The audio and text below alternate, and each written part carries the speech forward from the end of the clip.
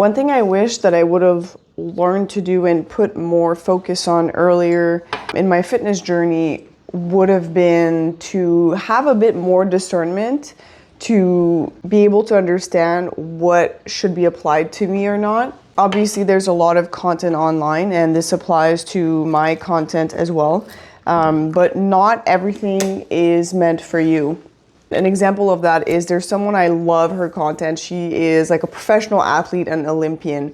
And she often shares messages about her journey saying like, make sure you fuel yourself enough. You need a lot of rest days. She's eating like huge portions of food, etc., which is great and amazing for her. She's obviously doing really good.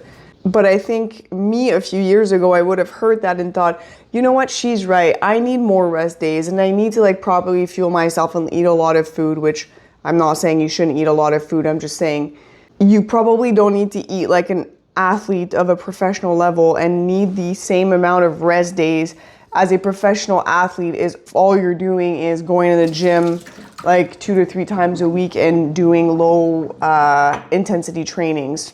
I think especially if you're first starting off and a lot of what you're doing is new and it's difficult and you're meeting a lot of resistance, I think it's easy to fall in the trap of going towards the advice that is a little bit more comforting and coddling, and it's difficult to hear some of the more difficult advice. All that to say, not all advice is meant for you, and it's good to get to a point where you're able to scale what is at your level and what is not, so you're not wasting time taking in a bunch of advice and a bunch of noise that doesn't actually apply to your circumstance.